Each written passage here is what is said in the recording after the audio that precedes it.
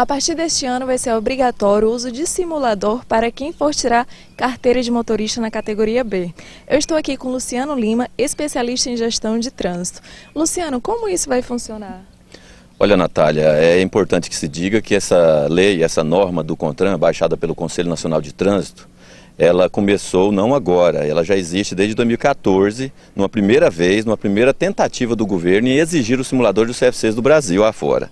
Enfim, essa primeira norma foi baixada em 2014, com entrada em vigor em janeiro de 2015. Mas como o governo brasileiro, ele sempre age de forma até fora, às vezes até contraditória, não conseguiram suprir a demanda dos CFCs na questão dos simuladores à venda no mercado brasileiro. Naquela época, 2015, início de 2015, eram apenas 3 ou 4 empresas que tinham autorização para vender o simulador para os mais de 20 mil CFCs Brasil afora. Não foi suficiente, não conseguiram colocar no mercado tanta máquina para as autoescolas poderem se adequar à norma. Hoje, o governo, naquela época, o governo prorrogou para o mês de janeiro de 2016, nesse momento, mas ainda continua sem simuladores à venda no mercado. Infelizmente, essa vai ser uma briga interessante, porque de um lado tem o governo exigindo a máquina, de outro lado tem o CFC querendo comprar a máquina, mas não tem essa máquina para vender em qualquer lugar. Não existe a máquina para vender, para poder cumprir a lei. E ontem o Denatran publicou uma nota explicando que vai vetar as carteiras que forem tiradas sem o simulador. Como isso vai funcionar? Eu estou observando o cenário e percebendo que realmente essa matéria foi divulgada, inclusive o Denatran está irredutível, mas eu acho, na minha opinião pessoal, uma incoerência, haja vista que como que eu exijo de você que se cumpra a lei, exigindo-se a utilização desse simulador, se não existe no mercado para vender. Observando algumas entrevistas de pessoas ligadas ao Centro de Formação de Condutores de Goiânia, tanto o representante do Sindicato das Autoescolas de Goiás quanto da Associação das Autoescolas do Estado de Goiás, eles já disseram em outras entrevistas, ainda nesse mês de janeiro, que realmente o Detran está avaliando uma prorrogação dessa exigência.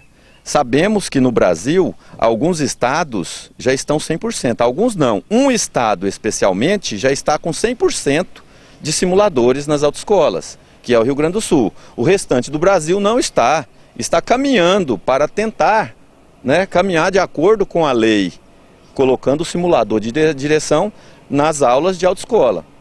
Lembrando que naquele primeiro momento das autoescolas do Brasil, quando o governo exigiu em 2015 esse simulador, muitas autoescolas compraram o simulador, mas a maioria não comprou.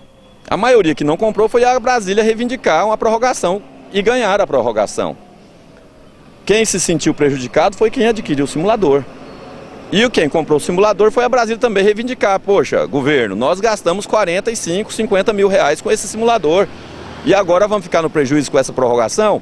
Naquele momento o governo editou uma norma dizendo que as pessoas que montassem o processo poderiam usar das 5 aulas a mais, que passou a 25, 5 aulas a mais para poder tampar o buraco, para poder fazer aula no simulador.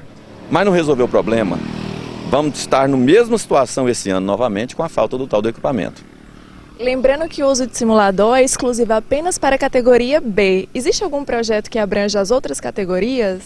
O governo está analisando ainda. A gente tem observado algumas notícias de virtuais situações para poder colocar na moto também. Porque moto, você sabe, todo mundo sabe que motocicleta é dos veículos que mais se envolvem em acidente de trânsito. Mas ainda não tem nada de concreto nessa situação ainda. Alguns especialistas também falam que esse uso do simulador não seria tão eficaz para o projeto. O que você pode comentar a respeito? Coaduno com essa ideia, é uma questão interessante. Não há, na minha opinião, simulador que simule o trânsito brasileiro. Não há. Cada cidade tem sua peculiaridade, cada situação existe a sua peculiaridade. Então, a questão do simulador, eu entendo que não há como simular o trânsito. Na verdade, na minha opinião, não passa de um videogame. Senhores, é isso aí, eu não concordo, já ministramos muitas aulas práticas de direção, não há nenhuma máquina que simule o trânsito brasileiro. Tanto é que eu defendo sim, pode ser até que aumente o trânsito, aumente as aulas práticas no veículo. Nada mais importante de aprender o trânsito realmente dentro de um veículo. Você aprendendo a verdade, os fatos, a condição de pista, a condição de tempo, dentro de um veículo e não de um simulador. Nós agradecemos então a sua participação, Luciano, por estar aqui conosco, e voltamos agora ao estúdio com Léo Carvalho.